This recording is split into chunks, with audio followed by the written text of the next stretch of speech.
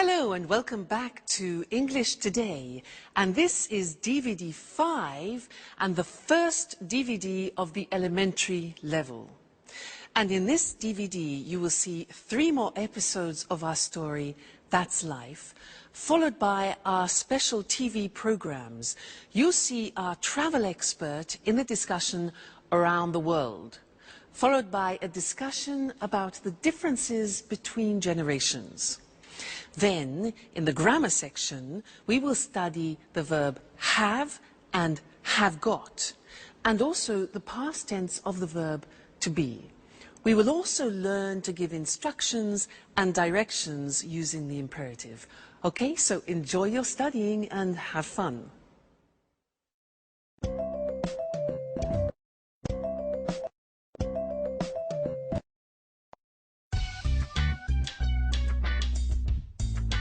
Good morning, Alice. Wake up! Oh, good morning, Jack. Please give me a cup of coffee. Bring me back to life. I'm still asleep. Here you are. So, what are you doing today? Well, first I'm taking a shower. And after that, I have my daily appointment with Ask the Stars. Ask what? Don't you know it? Sorry, no. It's the horoscope I listen to every morning on the radio. It's fantastic. I can't start my day without it. How can I go out in the morning without the advice of Ask the Stars? Please, Jack, this is not a joke. Our entire life is driven by planets. By the way, what are you doing today? Well, I'm going to work, just like every day. And today is Tuesday, isn't it? I have to go to the karate gym. Wow. Are you doing anything this evening? No, I don't have anything planned. Well, Sharon, Anne and I are going to the cinema. Maybe Peter is coming too. Would you like to come? That sounds great. Which film? We're seeing Interview with the Vampire. Not that film, guys. I hate horror films. Why don't we go to see the latest Julia Roberts film? Oh, please. Anne. We don't need more romance. We already have our love story in the apartment next to us. With Peter and Sharon, I mean. Okay, you are right. Let's go to see Interview with the Vampire then. Well, I think I prefer to stay at home. Now I've got to go to work. See you later. Is everything okay, Jack? Yes. Why? It's late, that's all. Bye. Bye.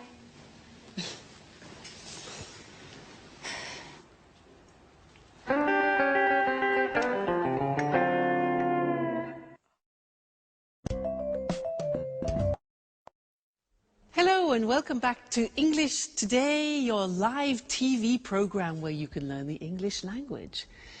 And in this lesson, we're going to look at the verb have. Now, the verb have, you think, well, that's easy. It's not true. It's actually quite complicated because there are 2 ways of using the verb have in English. I can say, I have a scooter, or I've got a scooter. Well, in this lesson, we'll look at the first way, I have a scooter. Now, in our last episode, do you remember that Alice said, I have my daily appointment with Ask the Stars. You know, she believes in the stars. I have my daily appointment. Just simply the verb have. Now, I want to give you a little test before we move on. If I say, I have a scooter, how would you ask me the question about that? A scooter? How would you do it? Have you a scooter? No, that's not possible. Something missing, like an auxiliary. That's it. Do you have a scooter? Now, this is a typical mistake. People often think that have you a scooter is a question. but the verb have needs an auxiliary. Do you have a scooter? Okay? Listen to this. He has a scooter. He has, Mr. Snake, a scooter. What's the question? Careful. What's the question? Has he... No.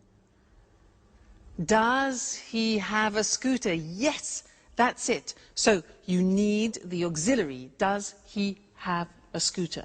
Fantastic. Let's look at the screen and check on that. So, the verb have. I have blue eyes. You have a new car.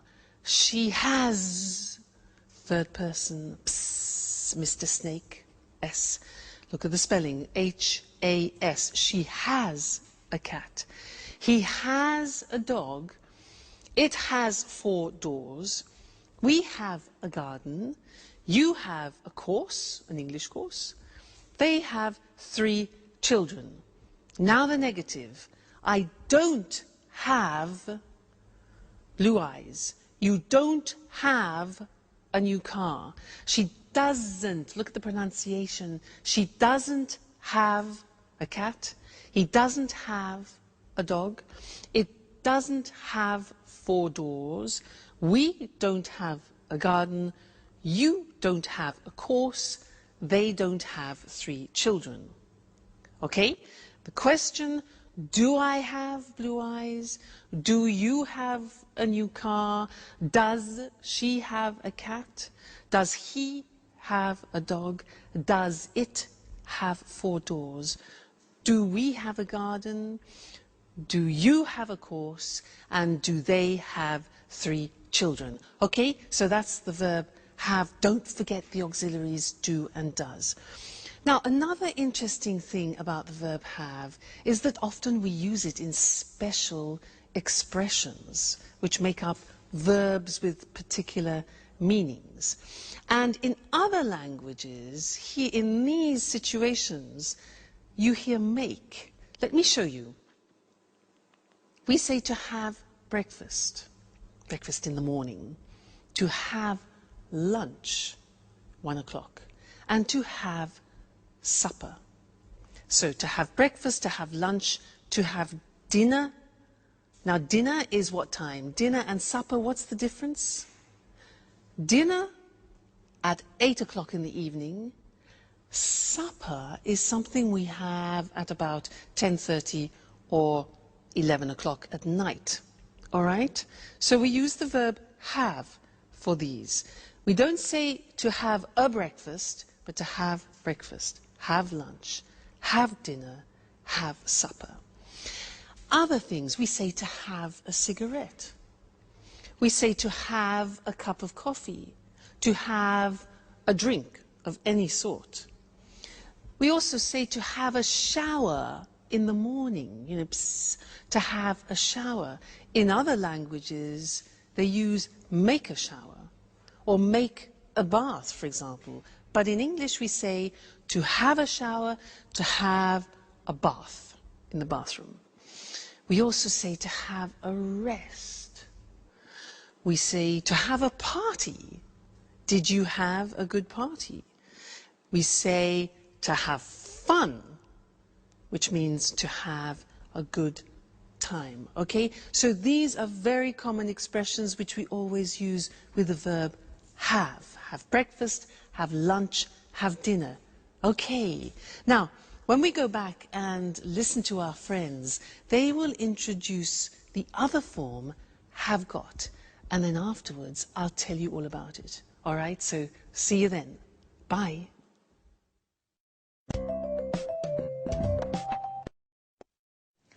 Fly me to the moon. Let me. Have you got a moment, Peter? I've got a problem with my computer. I don't know very much about computers. And I'm going out. They're waiting for me at the theater. Always busy, huh? Okay, Sharon, take it easy. Shall we have a look? Thanks, Peter. You've got a big heart. Let's see if I can help you before you thank me. All right. I can't use this program. I use it every day, and today it isn't opening. Why don't you turn the computer off and then turn it on again? Okay, Peter, that's really a great idea. You're a genius. How can I do without you? I know, my dear. What are you working on? I'm writing my curriculum because I would like to find a new job. Listen, Peter, I don't know how to write it. Can you help me, please? I'm sorry, Sharon. I'm in a hurry. I have no time. I'm late. They're waiting for me. Very kind, as usual. Listen, Peter, Anne, Alice, and I are going to the cinema this evening. Would you like to come? I'd like to, but I can't. I have to... Go to the theater. Yes, I know. You always have something else to do. Oh, come on, Sharon. What's the problem? Maybe you're jealous of my career. Oh, Peter, I'm just tired of always coming second.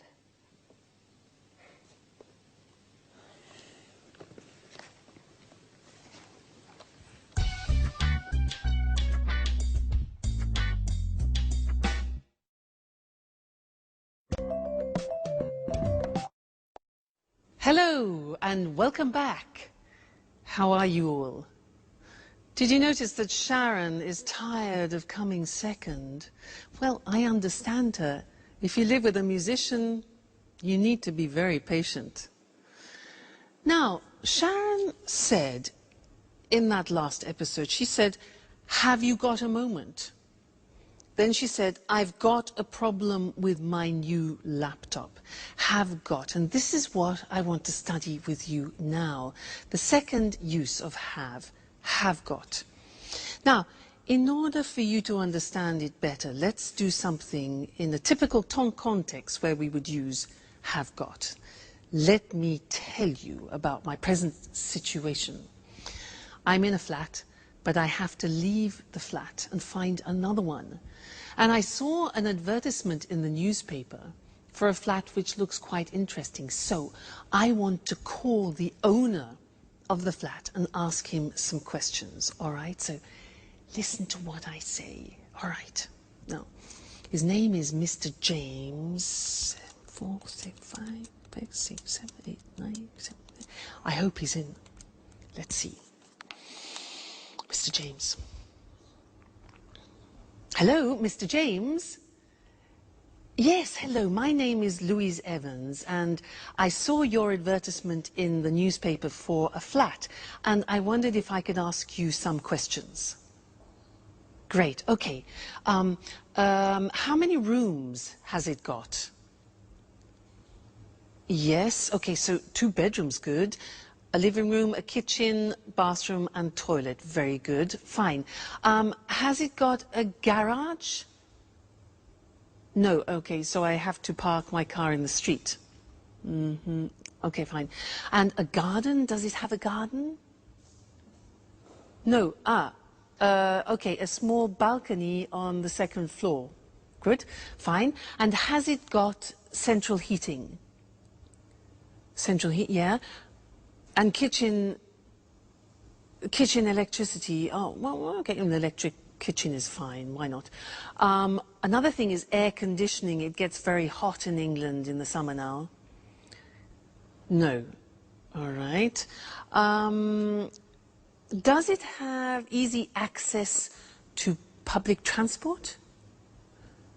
Oh, good. So there's a tube nearby. Fantastic. Good.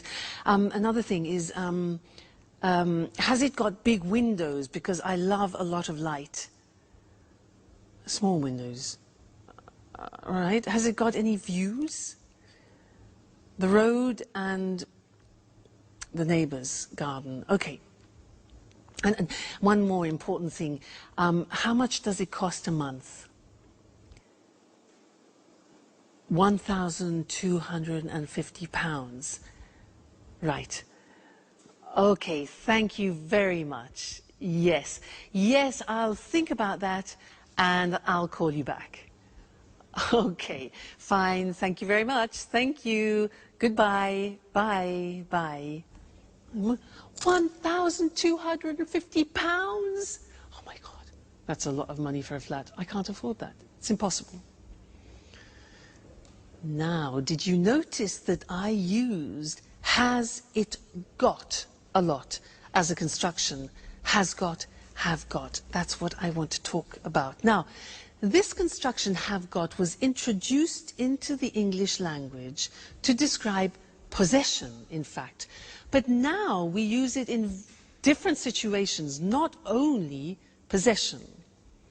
So, the Americans, in fact, use the verb have more than have got. In British English, we use have got a lot. All right, now let's have a look at the construction. So, in the positive form, I have got gets contracted to I've got. I've got some money. You have got becomes you've got. You've got a scooter. She's got, she has, she's. Looks like the verb to be, but it is in fact has. She's got long hair. He's got a shop. It's got a balcony. We've got a house. You've got some CDs and they've got some plants. All right? So that's the positive. Now, the negative. In the negative, the auxiliary have turns into a negative auxiliary. So, I haven't got any money. You haven't got a scooter. He hasn't got long hair. She hasn't got a shop. It hasn't got a balcony. We haven't got a house. You haven't got any CDs. And they haven't got any plants. So hasn't and haven't. And then in the questions are easy. We use have or has. So, have I got any money? Have you got a scooter? Has she got long hair? Has he got a shop? Has it got a balcony? Have we got a house? Have you got some CDs? And have they got some plants? So it's not really difficult grammatically. You have to remember the auxiliary have and has, and then remember to put got. All right? Now, you'll come across this a lot, especially in subtitles in films. So watch out for it, and we'll keep practicing it. Great! So that's the end of this lesson, and I'll see you again live very soon. Bye.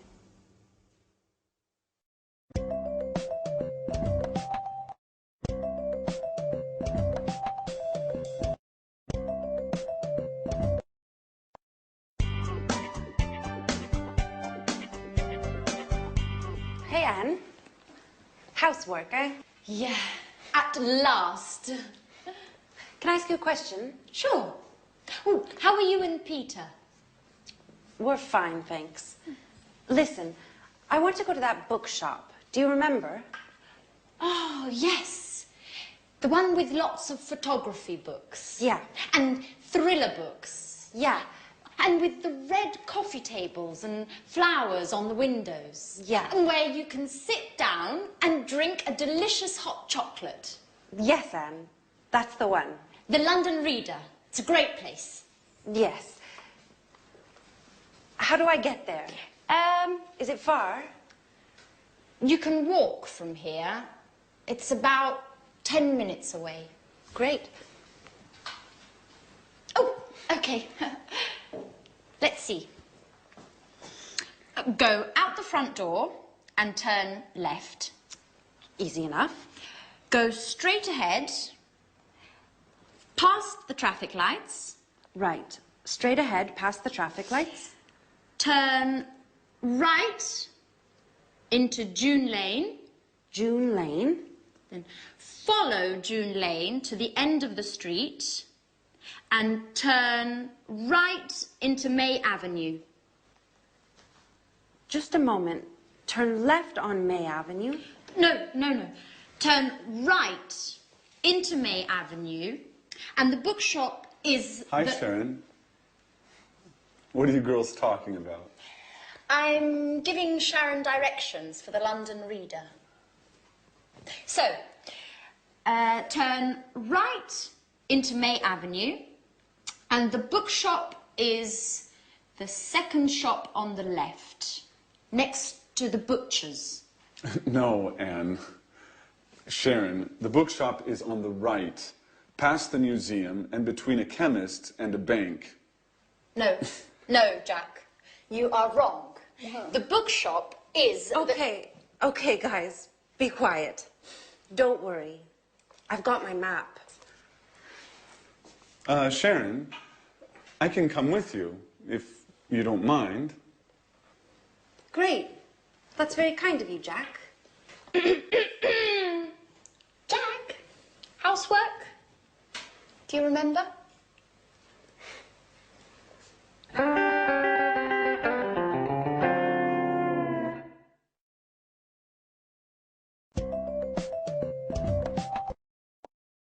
Hello and welcome back again. Now Anne's a bit jealous, isn't she? I mean, how can she attract Jack if she asks him to do the house cleaning? I mean, she's more like a mother than a lover, isn't she? Well, anyway. Now, she gave some directions to Sharon because Sharon wants to go to the bookshop. And actually, Mr. Monkey wants to go to the same bookshop. So I want to test those directions to see if they work. Let's imagine this is the bookshop, okay? Mr. Monkey wants to go there. So let's see her directions. So go out of the front door and turn left. Okay, Mr. Monkey, turn left. Great. Then go straight ahead. Go straight ahead until the traffic lights, you know traffic lights? Traffic lights are red, amber, green. Okay, traffic lights. And at the traffic lights, turn right, like that, into June Street. Okay. Follow to the end of the street. Then turn right again. Okay, and go down May Avenue. This must be May Avenue. And the bookshop is the second on the left. 1, 2. Here's the bookshop. They work. Now, I was using the language of directions. So I want to go to the screen now and show you that language, the language we use for giving directions to people. All right? Now, we usually use the imperative form. What is the imperative? The imperative is just the infinitive form of the verb. So you can say, take the first left or the first right. Take, okay, that is just an infinitive. Take the first right or the first left. You could say, take a bus to. Take a train to. Take the subway. Now, in America, they say subway, and in Britain, we say tube. Take the tube to. Okay? Another example. Turn left, turn right. So turn is the verb. Turn left, turn right. Okay? Another possibility is go straight on, which is an expression we use in Britain, or go straight ahead, which is an expression that they use in America. But we use both. Straight on, straight ahead. All right? Then we can say go past the shop or go along the street, a road, or an avenue. Again, we use go, it's the infinitive, and it's the imperative form, all right? Another example, at the end, we can say the position. It's next to, it's near to, it's opposite, it's between, it's on the left, it's on the right. You remember the prepositions that we did at the beginning? Well, that's to indicate the actual spot. Great, so that's giving directions using the imperative form. Now, let's go back to our friends in That's Life and listen to Jack, who is giving Alice instructions about using the internet. And listen to the imperatives that he uses, and I'll see you later, all right? Bye for now.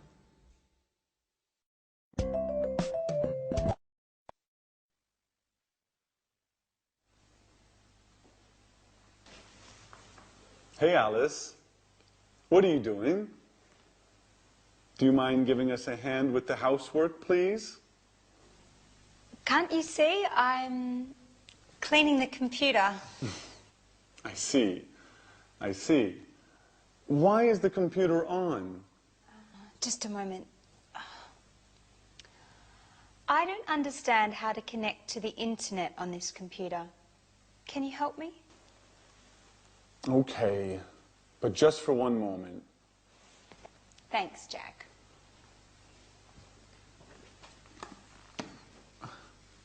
Okay, click on that icon. What's an icon? That symbol on the screen. Do you mean this picture of a telephone? Yes, click on that. Right. Now what? Enter your username and password. Okay. And click on that button there. Click on the button. And now you're connecting to the internet. Hey, that's easy. It's very easy, Alice. You are hopeless with computers. And with housework, too. Come on, Alice. It's time to clean up this mess now.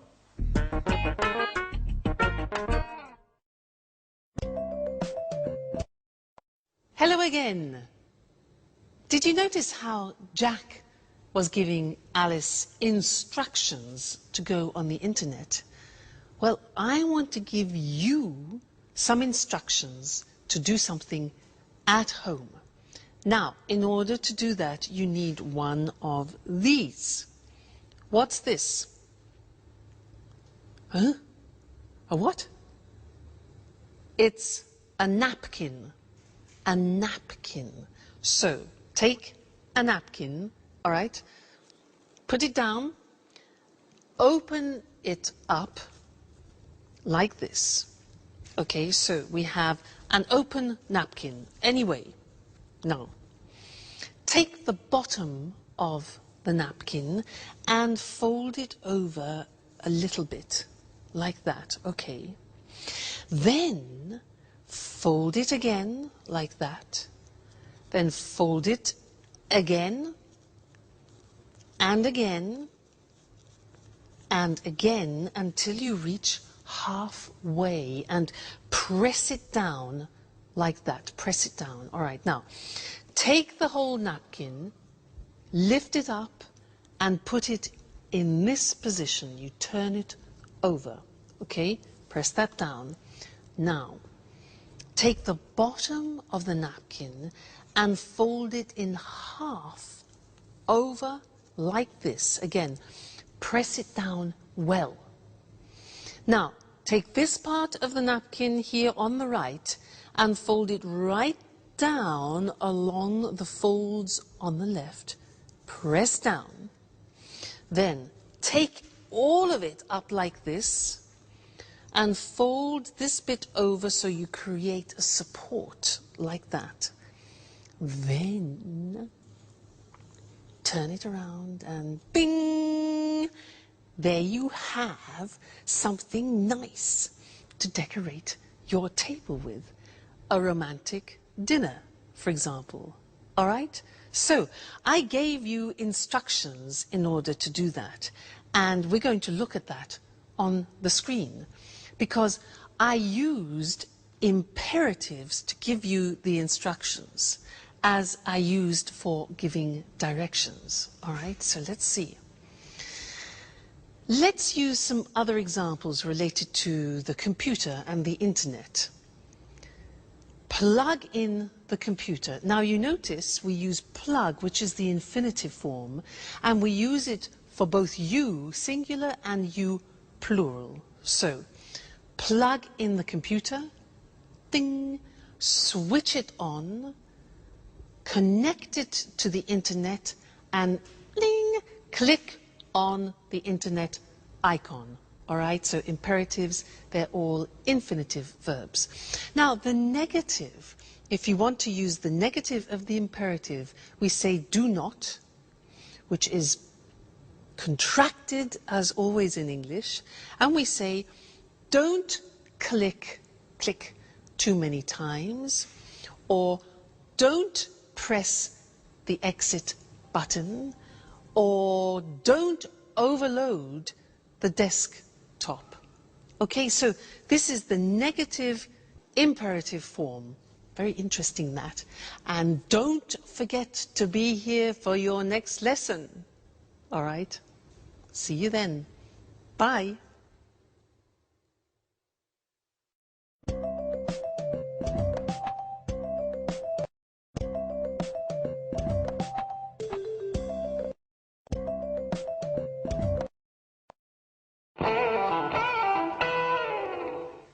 Jack, where were you yesterday evening? Why?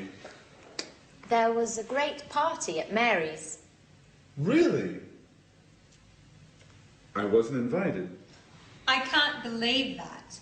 Everyone was invited. I'm sure I wasn't.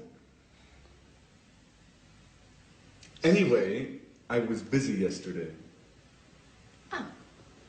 Did you have a meeting with some clients? No, I didn't. So? What? Where were you? I was with Robert at the Red Lion pub. That's impossible. Robert was at the party. Oops. I always get them mixed up. I was with Charles. Charles was at the party too. Come on, Jack. Who were you with? You are too curious, Alice.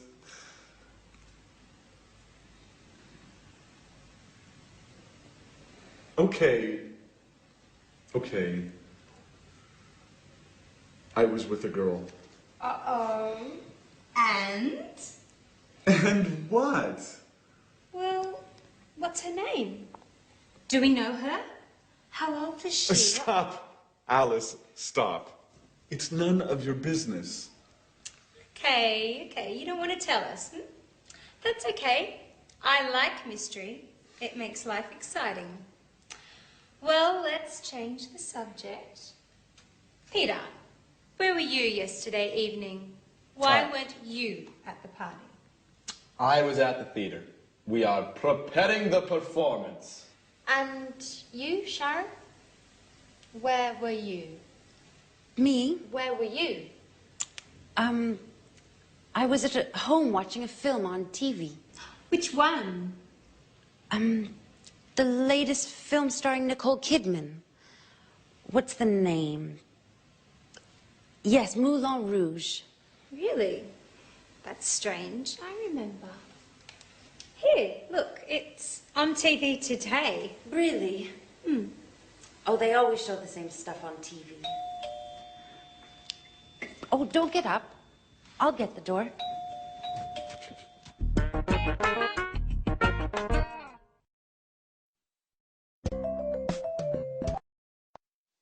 Hello again, everyone. Well done, Sharon. That was a bit embarrassing, wasn't it? Now, where were you last night? Well, I wasn't at a party. I wasn't in a pub like Jack. I wasn't at the theatre. I was at my first samba lesson, and it was great. Fantastic. You know, the music was really fantastic, really loud and exciting. And there were 30 people there. It was difficult to see the teachers. You can imagine, 2 teachers, 30 people. Excuse me. Anyway, as usual, there were too many women and not enough men, and that's typical. But the teachers were fantastic. They were really, really professional. One was Brazilian and the other was from Argentina. Yeah, Argentina. Great, really, really good. And in the first lesson, it was easy because we did some, basic steps. But it was really, really enjoyable. And I can't wait for the next lesson because that was so, so exciting. Can you samba? I bet you can. Now, in most of those sentences, I was using the verb to be in the past. And that's what I want to look at with you now. Let's look at the screen. To be in the past. When we talk about something specific in the past, let's look at the form. I was in New York last year. You were, see how it changes? You were at the party last night. He was at a meeting on Tuesday. I was, you were, he was, she was fine yesterday, for example. It was beautiful. We were at school on Monday, you were happy, and they were in London 2 weeks ago. So you see, I was, you were, he, she, it was, we were, you were, they were. Be careful about that. It's easy to make a mistake. Now, what about the negative form? Well, was becomes wasn't. Listen to the pronunciation. Wasn't, okay? So, I wasn't on time this morning. You weren't here yesterday. He wasn't at the party last night. She wasn't very happy. And it wasn't difficult, okay? We weren't at work on Saturday. You weren't on time for work. And they weren't on holiday last month. So wasn't and weren't. Question form, listen to these. Where was I yesterday? Where were you last night? Where were you last night? Where was he last week? Was she at work yesterday? Was it an easy test? When were we there? What time were you at school yesterday? And how often were they in class? So, the verb to be in the past tense, I was, you were, he, she, it was, we were, you were, they were. Very important. You can't live without that verb to be in the past. All right? Great. Well, we will continue with the past in the next lesson. So, see you then. Bye.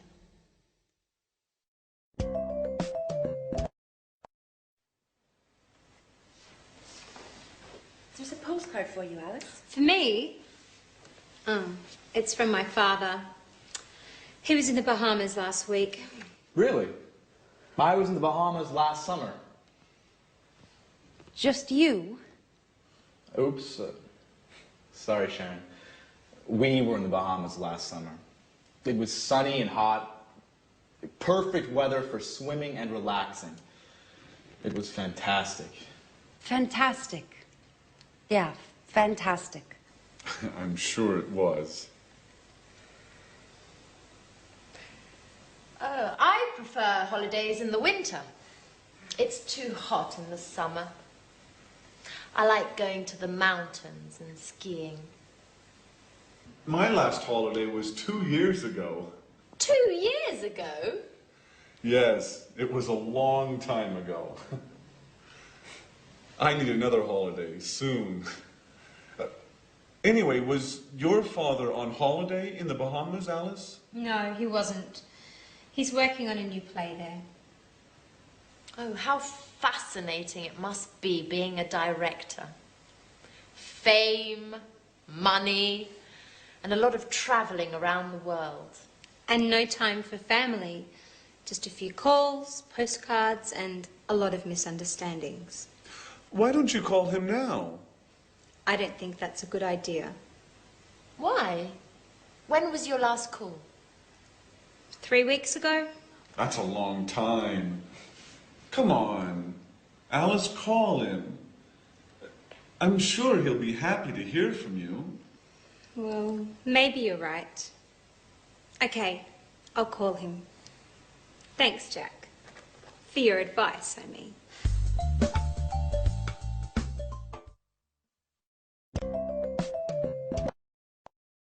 Hello again for another important lesson. We're in the past tense. Now, I want to help you remember how to use the past tense. So I have another acronym. You know acronym? Look. Oil, way. Oil, way. Now, these letters represent the time words when you use the simple past tense. What do I mean by that? Well, this one, for example, let me give you an idea. This stands for yesterday, okay? Yesterday. Now, when you have yesterday in the sentence, you always use the simple past, okay? Now, do you know what the other words are? Let's have a look. An easy one could be this. Last. Last, do you know that? Last week, I was in Paris. Last week. Okay? Now, what about this one? 2 days ago. Very good. So, 2 days ago, we were at the sea, for example. So, this is ago. We have last, yesterday, ago. This one? That's more difficult. Yeah, it is difficult. It's on in English, and we use it with days and dates. And in some languages, it doesn't exist. So we say on Monday, on the 7th of July, for example, on. This one here, in. Okay, when do we use that? Yeah, months, for example, in January, in February, in March, and also for years, in 1961, in 1970, etc. This one, when. Okay, with when we use the past tense. So, for example, when were you there? So, oil way, on, in, last, when, ago, yesterday. It's like a rhyme. On, in, last, when, ago, yesterday. You need to memorize those. We'll look at them on the screen now. But it's important for you to memorize them, to remember that when you're speaking, on, in, last, when, ago, yesterday help you to remember to use the simple past. So, to revise that, our acronym OIL WAY. On we use with days or specific dates. So, the party was on Friday, or he was in London on the 2nd of March. Okay, the date. Then in with a specific year or with months. So, for example, she was born in June in 1976. Next, last. Last with, for example, the previous week, last week or month or year. So the examples are, they were in Vienna last month. When?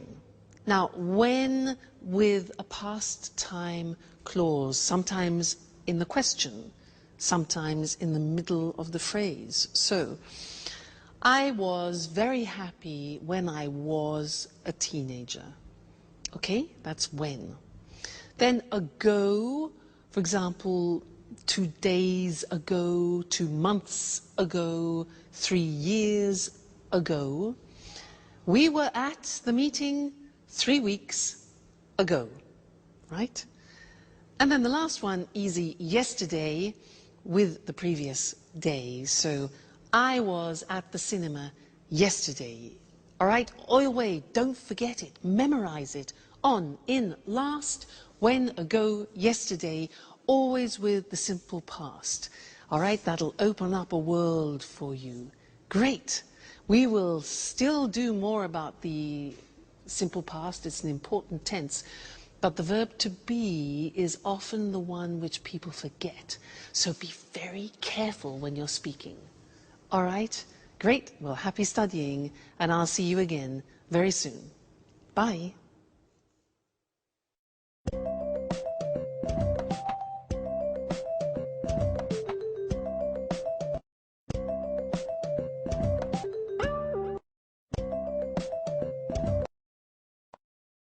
Good evening and welcome to this week's edition of The Travel Programme, the programme about everything to do with travelling and holidays.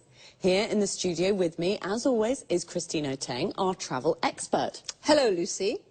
Well, summer's approaching and the summer holidays are too, so have you got any suggestions for the holidays? Well, let's see. Are you bored with your usual holiday? Are you tired of beaches or trips to the mountains? Would you like to say no to museums, city tours and shopping? Well, why don't you try something new and exciting? What exactly do you have in mind? How about a holiday hunting for ghosts in a castle in Great Britain?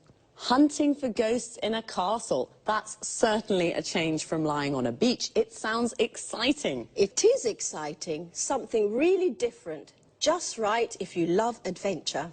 But what do you have to do? Do you spend all the time looking for ghosts? No, not all the time. In some ways, it's like a normal holiday. In the morning, you have a traditional English breakfast, then you go for a walk or visit a local town. In other words, you do the things you always do when you visit a foreign country. But the fun starts in the evening. You have dinner, and then the ghost hunting starts. With the help of 1 or 2 ghost experts, you search through the haunted castle until late at night. Oh, it sounds frightening. It is frightening. There are strange sounds, doors and windows open and close by themselves. Yes, it's really frightening, but exciting too. Tell me, Lucy, do you believe in ghosts? Yes, I do, but I'm not very brave. I don't think I'd like to visit places like that, especially not at night. Are there any haunted castles in Great Britain? Oh, yes, there are, especially in Scotland. Many of the castles in Scotland have got ghosts. There are some fascinating ghost stories. There are lots of books about haunted castles. Why not read one before visiting Scotland? I see. A holiday spent looking for ghosts. A night in a haunted castle would certainly be a memorable experience. It certainly would. And if you want to see even more ghosts before you return home, try a ghost walk. In London, visit places in London famous for strange and unusual happenings. Christine, this is definitely an interesting idea for a holiday with a difference. Well, if you're curious about ghosts and you love adventure, this could be just the holiday for you. Thanks, Christine, for this unusual holiday idea. You're welcome. Goodbye. And goodbye to all travellers. See you again soon. Do you believe in ghosts? To believe in ghosts means you think that ghosts exist. If you do, then you say, I believe in ghosts. We say that a castle is haunted when it has a ghost or more than one. We say it's a haunted castle. Now, there are lots of different kinds of holidays, and the holiday Christine just told us about is an adventure holiday. Looking for ghosts in a castle is an adventure. But personally, I prefer beach holidays. They are definitely more relaxing. Or perhaps you prefer city holidays. A city holiday is when you visit a city. So let's look at some of the things you can do when you have a beach holiday. You lie on the beach in the sun and relax. This is called sunbathing. You go for a walk on the beach or go for a swim in the sea. Notice the expression go for. You can visit a local town. Local means that it's near the place where you are. What about when you have a city holiday? You can go on a city tour. A bus takes you on a tour round the tourist sites of the city. A tourist site is something that tourists want to see. For example, the Colosseum in Rome or Buckingham Palace in London. You can go for a walk around the city and visit the tourist sites. We call this sightseeing, and we say, go sightseeing. Just one last thing. Remember, there is a difference between travel and trip. To travel is a verb. When you go on holiday to a different city or country, you travel. A trip is a noun, and it's like a short holiday. You say, go on a trip.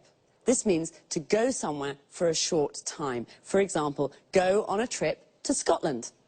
Goodbye for now, and see you next time.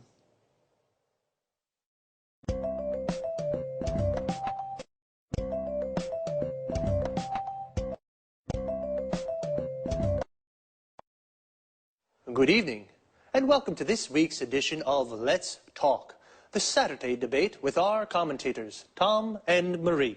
Good evening, Eric. Good evening. Well, this evening, let's talk about the differences between the generations. What do you think about this issue, Tom? I think that over the last 50 years, lifestyles have changed a great deal. There's been a lot of progress. New technologies have helped here. Think about healthcare. It's very good today. Television and internet tell people about the world and what's happening. So, lots of progress. Do you think life is easy today? Yes, I think it is. There are lots of opportunities for everyone. Let's take travel as an example. In the past, it was impossible to travel a lot. Today, we can fly to lots of cities in Europe, and it's very cheap. I'm sorry, I don't agree with you, Tom. I mean, it's true that lots of things are easy now, but there are also lots of things to worry about, and there's lots of stress. In the past, life was simple.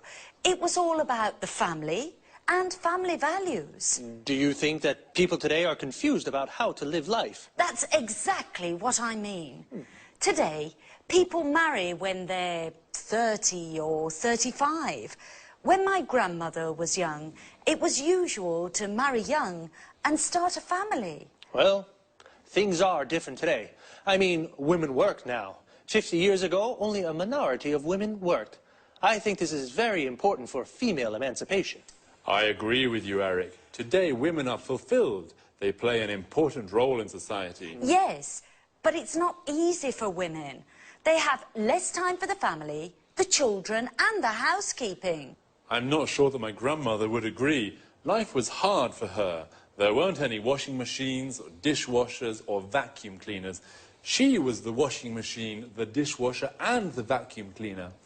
And after all that work, there was nothing to do. She stayed at home all the time. Today, people go out 3 or 4 times a week to the pub, to the cinema, or to the disco. My grandparents were always at home. Well, life is definitely different now. According to Tom, life was hard in the past. Now everything is easy. Marie doesn't agree. She thinks that life today is difficult and that people have lots of cares, worries, and stress. And what do you think? Well, it's time to say goodbye to our commentators. Goodbye. Goodbye. And we'll see you again soon on the next edition of Let's Talk.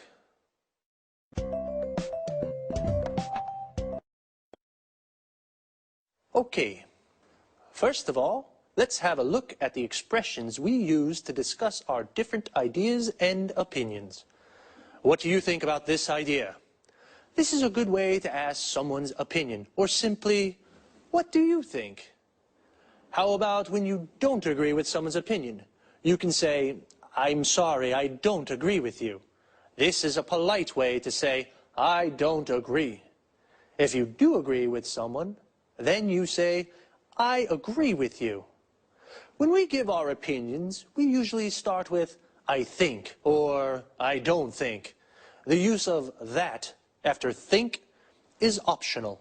So we can say, I think it is important, or I think that it is important. Another useful expression is, I mean. And when we use it to explain our ideas better. Let me give you an example. Things are different today. I mean, women work now. So I say things are different, and then with I mean, I explain how they are different. What about the vocabulary we use to talk about the things that have changed in the last 50 years? Let's take healthcare. It's the protection a country gives to its people like doctors, hospitals, and medicines. These are all parts of healthcare. Another important thing is female emancipation, the freedom of rights that women have. And some things that we have in our houses now, which make our lives easier, are the washing machine. This is the machine that washes our clothes. The dishwasher, the machine that cleans the dishes, plates, and glasses. And the vacuum cleaner, the machine that cleans the floor. Before I say goodbye, I just want to look at a little word that we use a lot. It's lot. And we use it to express quantity. We can say a lot or lots of, and it means a big amount. We use it with verbs. We say a lot, and it comes after the verb. For example, today people travel a lot. And when we use it with nouns, we usually say lots of, and it comes before the noun. For example, there's lots of stress today. Well, that's all for me. See you soon for another edition of Let's Talk.